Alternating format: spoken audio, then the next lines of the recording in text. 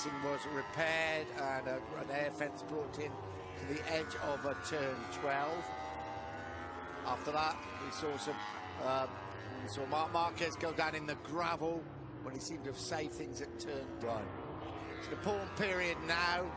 The session has been extended by... New frame, new engine. He is now just new engine. Right, just new engine. Andrea Dovizioso's time set on the GP17, was it? That I will have to confirm, but I'm pretty much 100% sure. But I'm sure if you could just double check for it. I will. Many thanks. We ride with Valentino Rossi. An eventful day for him yesterday with that crash in turn 10. Really did mess things up because it was with a new frame. It meant that there was a really bits of putting things together really after that for Valentino Rossi. Didn't start till midday today, but running well. I'm running with the new engine. Dylan. Yeah, Nick, I can confirm Davide Tardozzi, the team manager of Ducati, has just said yes, that time was definitely set on the GP17 machine. That is also the one that Jorge Lorenzo is still out on, so he has been predominantly working on the new bike today. Lap times, it's getting cooler, isn't it? Not quite yet, but next half an hour, 45 minutes is going to be their only time, I think, for really setting quick times, isn't it? No, absolutely. It's you know, the track temperature doesn't necessarily drop, you know, massively. It's still warmer than it is when they first start in the morning. However, because the riders would have had the experience of this, should we say, pretty warm track, now they'll know these grip levels. They'll have the bike set up to these grip levels, to have their mind tuned into these grip levels, and that's where the danger lies. A, because their tyres get a little bit more used, so if they are out there with quite a heavily used tyre. Let's have a look at Hector Barbara. That fourth sector not so good, as you can see. Jorge Lorenzo certainly could improve. Jorge Lorenzo up into third place. What an afternoon it's turning out for Ducati. Dovizioso tops the charts, Lorenzo third. Sandwich between them, the current world champion Marc Marquez. Good afternoon to Matt Burt sitting alongside me. Yeah, good afternoon, Nick. Looking good for Ducati. Really positive signs for Ducati. The two GP17s already inside that top three. Dovizioso. Yeah, Marc Marquez currently running a second fastest. So 8 minutes since we've returned. And Andrea Dovizioso in our break leads the way. A 1:34.43 for the Italian. He likes a lot of the bike with the front end, which is also what I like, which is very important to have two riders going the same way. When we get that feeling, I think I'll be able to hang it out a little bit more on entry. Well, we certainly hope so.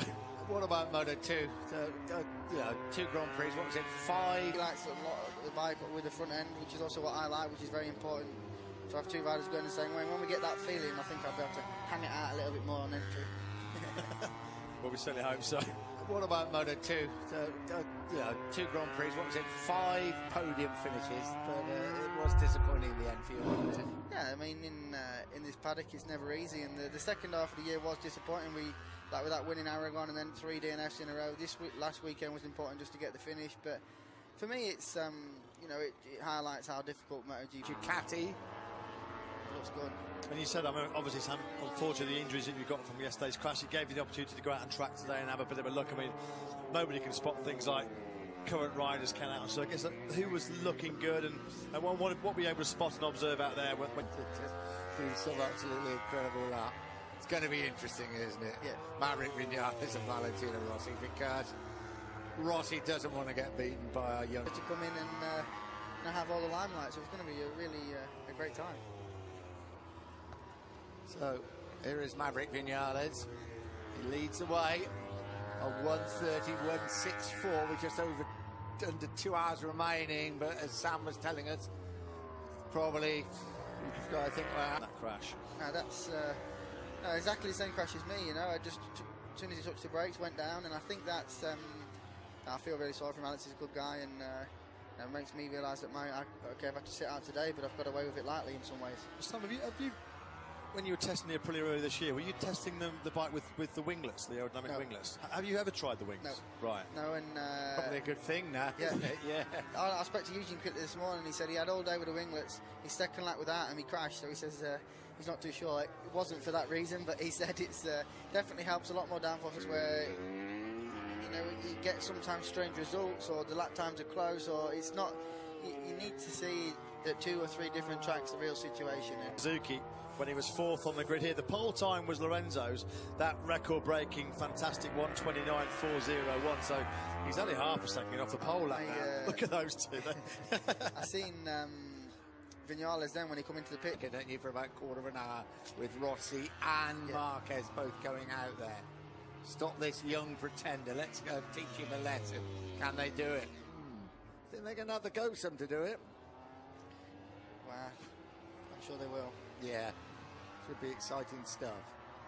So what do we got? We got just over 1 3/4 hours left, but in action in that 3rd sector, up over the rise he comes. 13, 14 coming up for Marc Marquez. It's going to be tight. Just lost a little bit of time in sector 3. What about sector 4? For the line now, has he improved? No, he hasn't. He lost again a couple of tenths in that final sector. Because of the qualifying pace of Lorenzo was 29.4. We're talking about these times as, it's only a 30.2. And I think that's easy for us sitting here to say that, isn't it? Yeah, and we probably say it far too often. I wouldn't mind a 30 points. Oh dear. What's the guy playing at? Right, Lorenzo's out there, Rossi is out there, and it's starting to cool up just a little bit. What do you think, Dylan? You're actually there. Is it starting just to cool down a bit? I think just a tiny bit, not as much as yesterday. Yesterday it certainly felt a bit cooler. There was a slightly cooler breeze around, so I think that is good news for the riders. I think they'll be able to push just to a little bit more now, which is obviously not just great news for them, but also for us. Yeah, it certainly is. We could do with a good old shootout now. Well, I think we're actually getting one. Don't forget when we came back on air, place Valentino Rossi in 7th. The time they're looking at is a 1:29.976 from Maverick Vinales.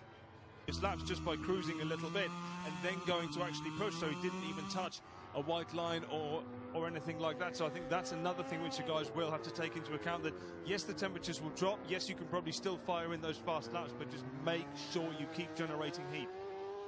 89.975 that Maverick Vinales set, because this is a pretty long run now. He's put on this set of rubber.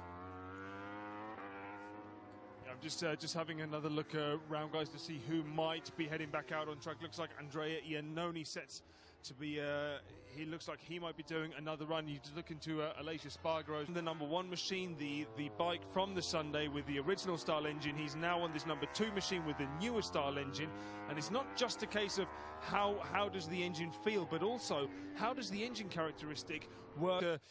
It's going to change exactly how much that rear tyre drops off in terms of grip. Certainly finding that out to the absolute limit. Marc Marquez still looks like it's still going to continue. We have just over an hour remaining, hour and 10 minutes remaining of the test.